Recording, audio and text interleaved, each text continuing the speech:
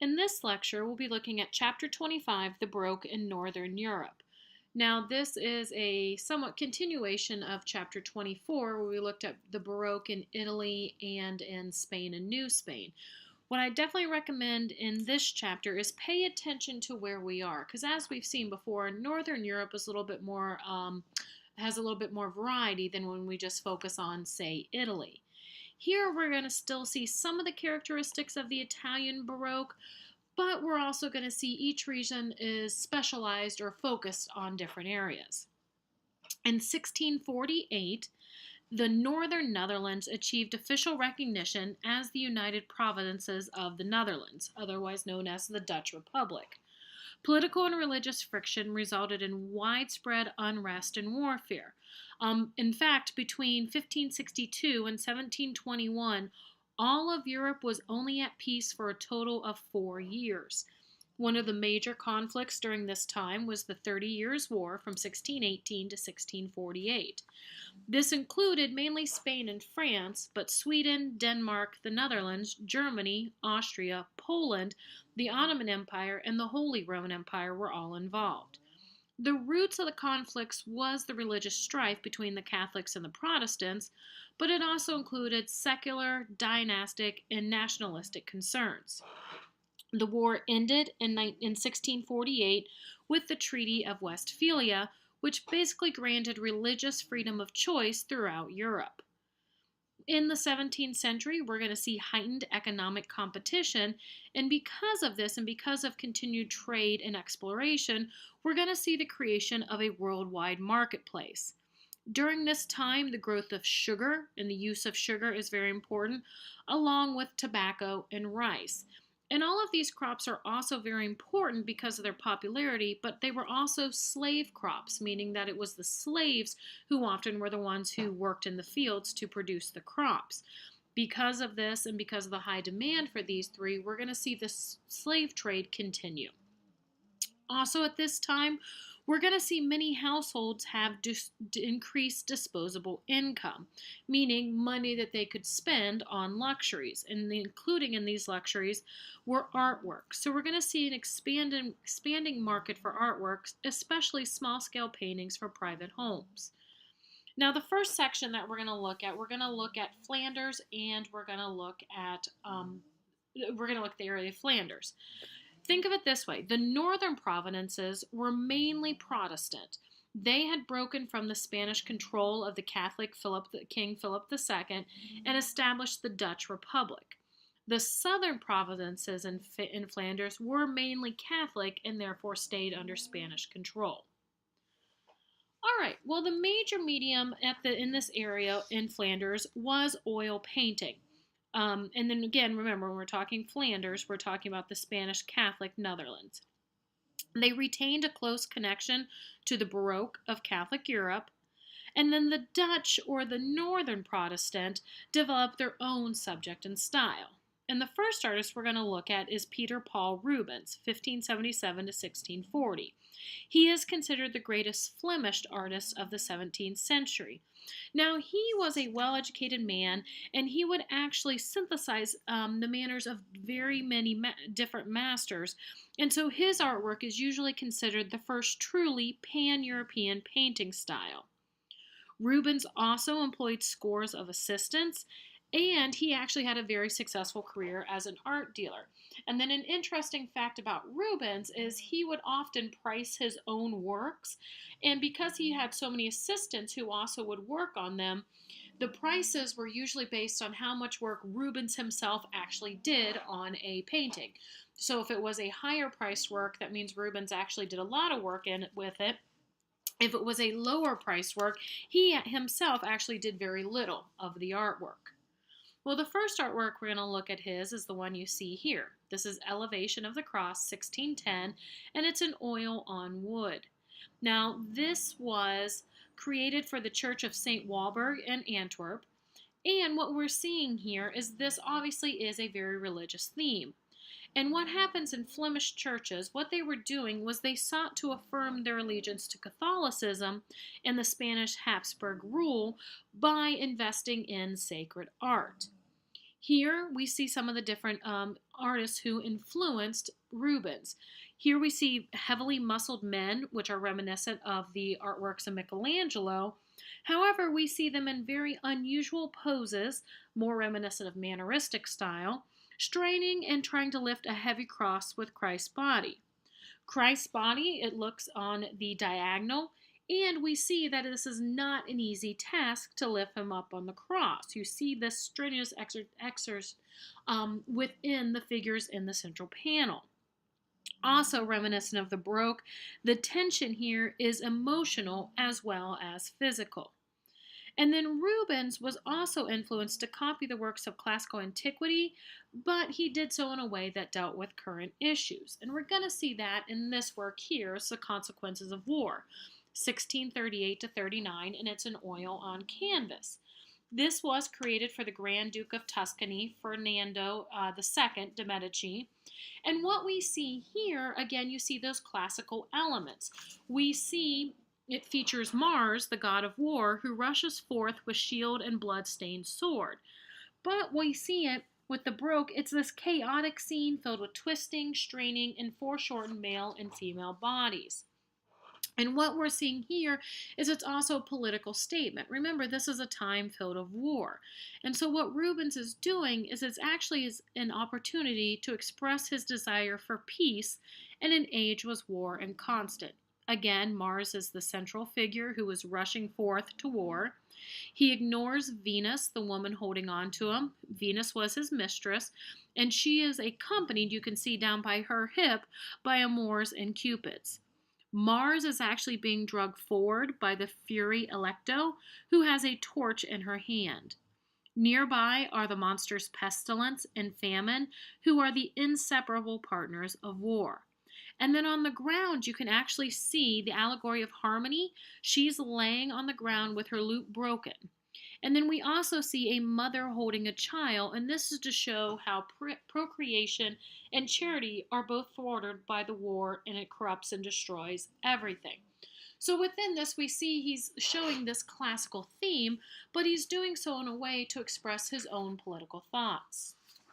Now, Rubens was also commissioned by Marie de Medici, who was the widow of Henry IV, whose reign was 1589 to 1610. She actually commissioned him to paint a series of huge canvases memorializing and glorifying her career. We saw one of these earlier in the semester if you looked at the Elements and Principles of Composition lecture, and it's the Disembarkment of Marie de Medici. All in all, this series were 21 historical allegorical paintings and 3 portraits, all designed to hang in the Queen's Palace. All right, next we have Clara Peters, 1594 to about 1657. Now, she specialized in still life paintings, and she was actually renowned for her depictions of food and flowers together. And that's what we see here. This is still life with flowers, goblet, dried fruit, and pretzels from 1611. It is an oil on panel. Now here we still again see some of that Renaissance influence. This is very, very realistic, the objects portrayed in it. However, we do see this very dark background. And this dark background actually tends to negate a depth of space within it. But she does something else interesting. If you look in the left foreground, what she does is to actually enhance the sense of space is she places the leaves of the flower on the stone ledge. So it seems as if they're about to ready to fall off, and if they fall off, they're actually going to fall into the viewer's space. All right, well, moving to the Dutch Republic, the founding of the Bank of Amsterdam in 1609, Amsterdam became the financial center of the continent. The political power at this area was increasingly passed into the hands of a wealthy merchant class. Spain and the southern Netherlands, again, were prominently Catholic, while the northern Netherlands were predominantly Protestant. And here what we're going to see in the Dutch Republic is artists produced relatively little religious art at the time. We do again have an expanding class of merchants with different tastes who emerged as art patrons as well. So what we're going to see in 17th century Dutch art is that it mainly centers around genre scenes, landscapes, portraits of middle-class men and women in still lifes. And we see that here with Gerrit van Houtsteen's 1590 to 1656. This painting is titled Supper Party 1620, and it is an oil on canvas. And what we see here, it's almost a type of genre painting, almost a type of portraiture at once. Here, it's an informal gathering of unidealized figures. Van Horsten was actually fascinated by nighttime effects, and usually in his works he would place a hidden light source. And you can see that in the right. There is a candle.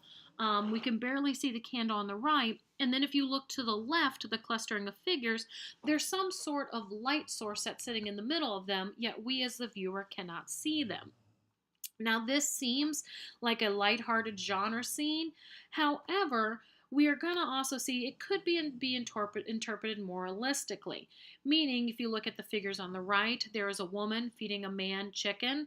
The woman most likely is a prostitute, and the man is, being fed the food.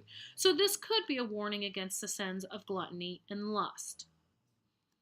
All right, continuing with this idea of group portraiture, this is Frans Hals, circa 1581 to 1666. And what we're going to see within the Dutch Republic is the citizens actually help form this new genre of group portraiture. We've seen many portraits before focused on a single individual or maybe one or two individuals. Well, what happens here in works such as this one, this is the Archers of St. Hadrian, circa 1633, it's actually a group of, this is the Archers Guild, and they commissioned a group portrait to be painted. What Hals does is instead of having them all line up, it's actually a lively portrait that is much more relaxed than traditional formulaic portraiture. Here what he does is he does convey the individuality of the sitters, yet we also see them together as a group. Here we see light and rapid brushstrokes that intensify the casualness, the immediacy, and the intimacy of his painting. Now the archers are all dressed in uniform, which also helps to unite them, and they're getting ready for their grand banquet on their saint's feast day. So here this would be a very important day for the guild, and it's celebrated and remembered in this portrait. Each archer, as you look through it, is equally visible and is clearly recognizable. So each member of the group, each member is simultaneously part of the group and still an individual with unique features. All right, next we're actually going to move on to a student of Hals. This is Judith Leister, 1609 to 1660, and this is self-portrait, circa 1630. Interestingly enough, at the beginning, many scholars actually thought that Hals had painted this, but it later was discovered this was a self-portrait. Here, the canvas is detailed, it's precise and accurate, but it also has this sense of spontaneity founded within Hals' work, such as the group portrait here. Leister actually specialized in genre scenes, such as the comic image. You can see that she's actually painting on the easel. And what's interesting here in this self-portrait is she is looking directly back at the viewer, so she did probably face a mirror to do this. Yet we see that she's got this quick smile, this relaxed pose, and how she is kind of laughingly looking the viewer directly in the eye shows her self-assurance. All right, now the leading Dutch painter of the time was Rembrandt van Rijn, 1606 to 1669, most commonly just known as Rembrandt. Rembrandt became renowned for his portraiture work, and he's considered a master of light. Here we see the anatomy lesson of Dr. Tulp, 1632. Again, this is a group portraiture, but what we see here is that we see it's unbalanced. In fact, the members of the Surgeons Guild are all clustered on the left side of the painting. And what we're watching here is we're actually watching Dr. Tulp is dissecting a corpse, and the corpse itself is diagonally placed and is rather foreshortened. If you look at the legs, they actually look very, very short compared with the torso. Yet here we still see with that group portraiture, unlike the other works where they were all looking at us, here we only see two of the students in profile. Most of them aren't even looking back at the viewer. They're paying attention to the dissection that is occurring. yet they still are depicted individually, and each one we can tell who they are. One of Rembrandt's most famous works is The Company of Captain Francis Banning Cook, or otherwise known as The Night Watch, 1642. Interestingly enough, this painting is actually not a night scene, but what happens is it's actually gotten darker and darker over time due to the varnish that Rembrandt used. It got darker and darker. This was never meant to be thought that it happened at night. Now, the painting itself does have dramatic lighting, but it was not the painter's intention to portray his subjects moving about at night. This again was commissioned by a guild, and this was commissioned to hang in the Musketeers' Hall in Amsterdam. It is a very, very large piece. In fact, it's nearly 15 feet wide. And here again, it is a group portrait, but it captures the excitement and the frenetic activity of men preparing for a parade. Now, this enlivening scene does become conventional format for Dutch group portraits. What's interesting in this work, though, you can see the female form, like in the lower left. Who that person is has still not been identified. But again, you can see this progression of the group portrait changing to livelier and livelier scenes. Now, with Rembrandt, here we see the Return of the Prodigal Son, circa 1665. It is an oil on canvas. Now, Rembrandt did make a series of religious paintings and prints, but what he did is he shows these stories in Holy Scripture in a dramatic new way. The story of the prodigal son, he was the son who basically said, I don't need the father, and he goes off in the world to make it on his own, and he realizes that he can't, and he comes home basically submissive and kind of beaten down by the world, and the father welcomes him back with open arms. And so here what we see is we see the psychological insight in Rembrandt's profound sympathy for the human affliction. The lesson of this story is mercy, and you clearly see this masterful use of light and shade to show it. The focus is clearly on the father welcoming the son back. Here, what we're going to see too is we're going to see the recording of light in small gradations, and that is much closer to how we see it in reality. It's not the harsh chiaroscuro of the Italian Baroque artist Caravaggio. And Rembrandt found that by manipulating the direction, the intensity, and the distance of light and shadow, and also by varying the surface textures with these tassel brushstrokes, that he could render the subtle nuances of character and mood, both in individuals and in the whole scene. So with this, why it's a very dark scene, it's more of a soft scene. It's not the dark of The Calling of St. Matthew or even of Gentileschi's Judith slaying Holofernes. And it gives this sense of softness to the work. And again, we see this psychology of light within Rembrandt's self-portraits. This one circa 1659 to 1660.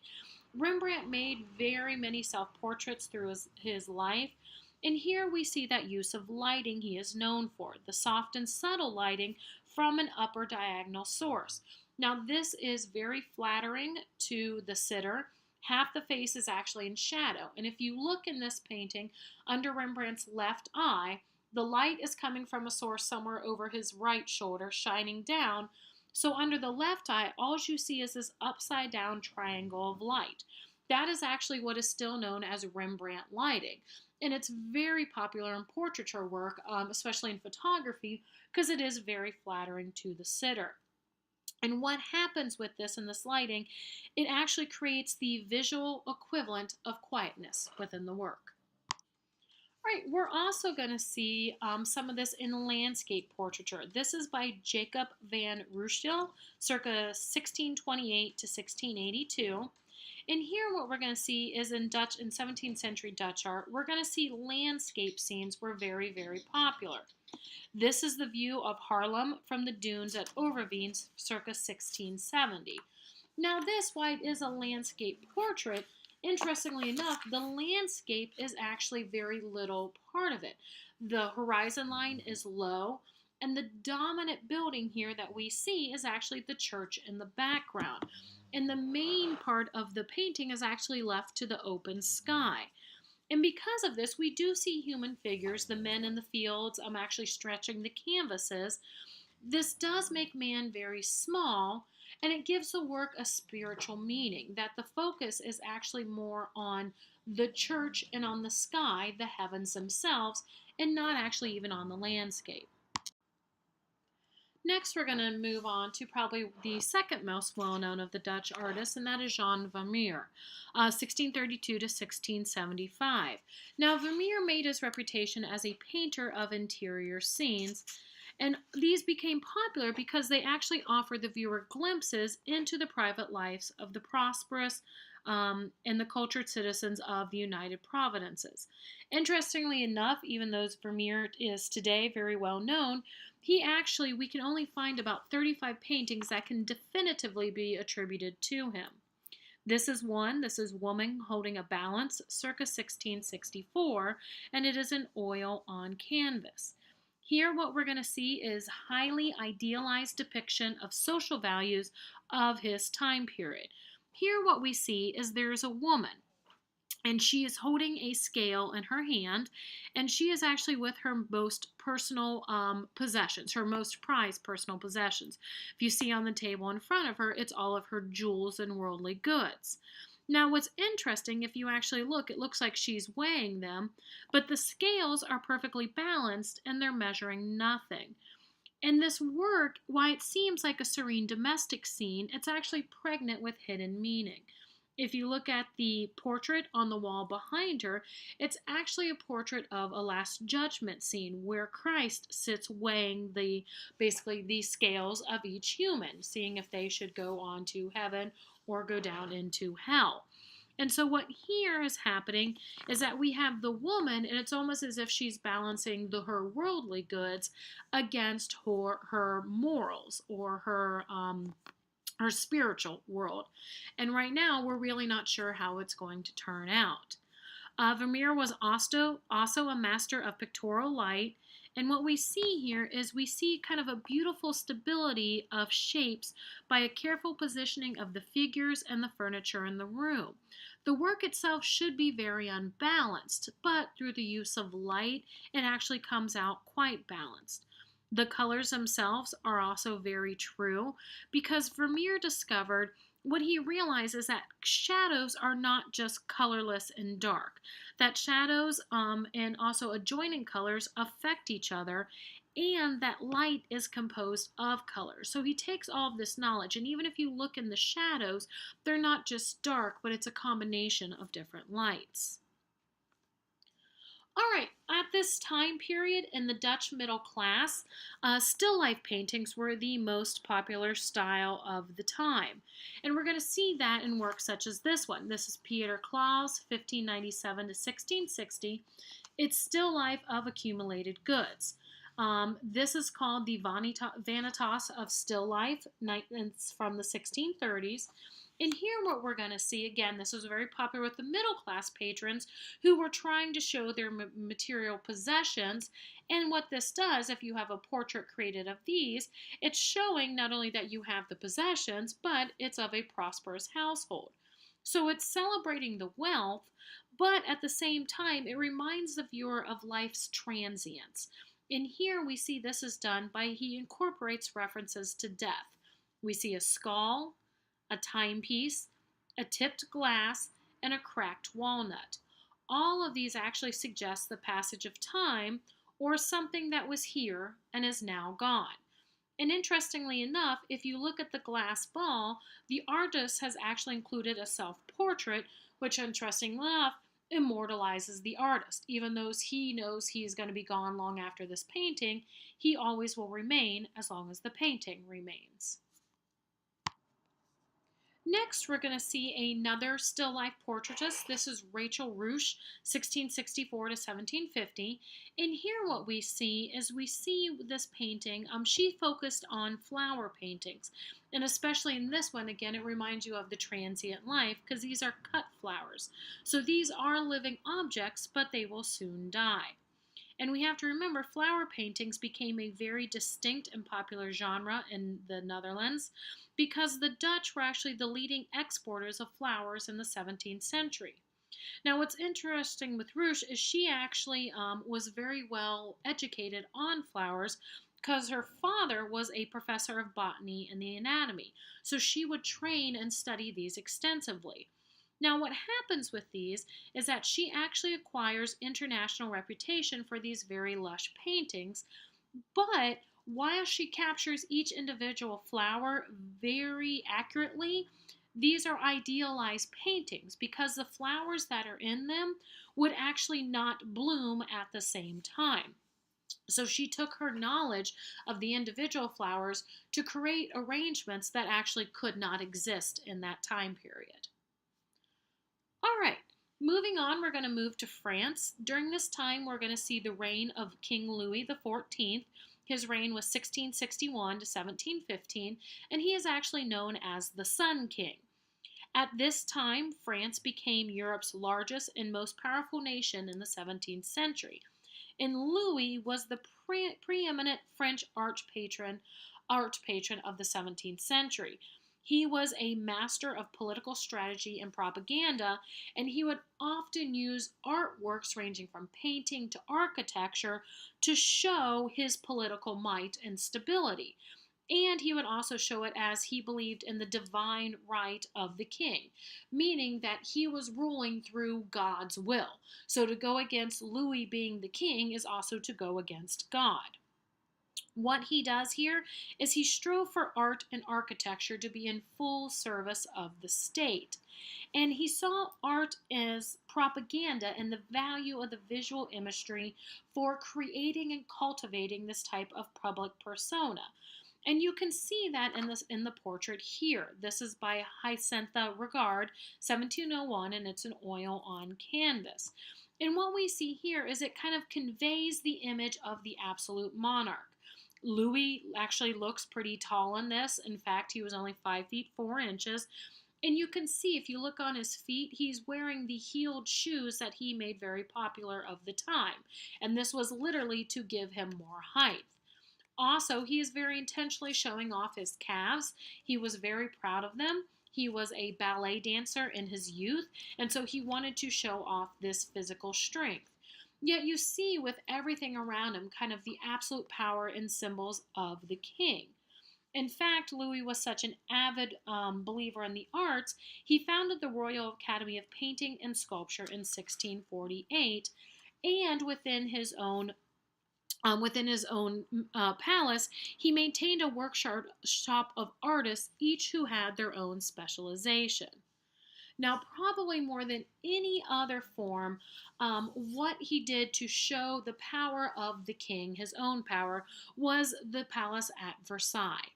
This here is the greatest example of Baroque architecture. It shows the grandeur and the symmetry of Baroque architecture, and yet it still shows the absolute power of the king. And on this slide, you see 4 different images of it, 2 that are outside and 2 that are inside. Now here, what he did is he actually converted a royal hunting lodge in the south of Paris into this grand palace. Every part of this was meant to basically just awe the viewer, that when you came to Versailles, you had no doubt of who was in control and how powerful the king was. You can see also with this the Baroque ideas of the highly decorated, yet there's a sense of order and symmetry to all of them. And this doesn't just in the building itself. You see in the bottom left the very famous Hall of Mirrors. In the right, you see just another hallway, and you can see the massive, massive artworks, including even the ceiling frescoes, all designed to wow the viewer or the visitor to Versailles. But this also included and extended into the gardens. Here we see in the bottom right the very formalized gardens, but Versailles actually includes an entire park that your textbook goes into more detail on. All right, now looking at another French artist at the time is Nicolas Pichon, 1594 to 1665. Now, what's interesting in Pichon's work is he actually embraces the ideas of classicalism. And we see that here. He was largely given credit for establishing classical painting as an important ingredient in 17th century French art. And we see that in works such as this one. This is Et in Arcadia Ergo, which translates to even in Arcadia I. And so what he did is he tried to go back to works of ancient Greece and ancient Rome, and he tried to emulate them. And he claimed there were four essential ingredients necessary to produce a beautiful painting in the grand style. These include the subject matter or theme, thought, structure, and style. And so here what we see in Et in Arcadia Go, he's emulating the rational order and stability that we would see in Raphael's paintings. Arcadia in Greek mythology was a place meant to represent paradise, yet the painting, the title claims that even in Arcadia, I means that even in Arcadia, in the place of paradise, death can be found. Here in the composition, we see classically compact and balanced grouping of figures, the even light, and the thoughtful and reserved mood all complement his use of the classical style. Now, not artists at this time embraced this grand manner, but what we're going to see is some of them actually celebrated more of the natural virtue of peasants and the harshness of war. And we're just going to focus on one piece here. This is Jaques Qualat, circa 1592 to 1635. And remember, this was a time of war. And what he shows in his work is kind of the harsh reality of military and wartime. Here it gives us this sense of what military life was like. He created a series of prints called The Miseries of War from 1629 to 1633. And here is an example of that. This is what's called the hanging tree. And this is where we're actually seeing a mass execution of thieves. And this was one of the first realistic pictorial records of humans of the disaster that came about from armed conflict. And you can see that through the entire series. All right, finally, we're going to quickly look at the Baroque in England, but we're really only going to look at architecture.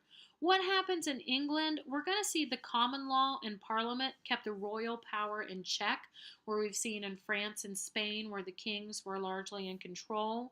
In England, religion was actually not the issue it was on the continent. And because of this, we're going to see England took advantage of the opportunities of overseas trade and travel. And since England is an island nation, it had a very powerful navy. And so we're going to see it was a time of relative prosperity, and we're going to see some of the architecture of the time shows this prosperity. Probably the most renowned architect in England at this time is Christopher Wren, 1632 to 1723. And we see here, this is actually London's St. Paul's Cathedral, 1675 to 1710. And what we're going to see here in the English Baroque is kind of a blending of all the other figures. We're going to see it harmonizes French and Italian Baroque features, and Wren's skill brought all of these different things together into a very, very elegant building. So as you look at the cathedral, you can still see some of the classical elements within this, especially if we look at the columns, the pediments, looking back at the ancient Greeks. The middle dome, very reminiscent of the High Renaissance of St. Peter's Basilica. We even see kind of some Gothic features in the two bell towers, and especially some of the different Roman features in the curves of the bell towers.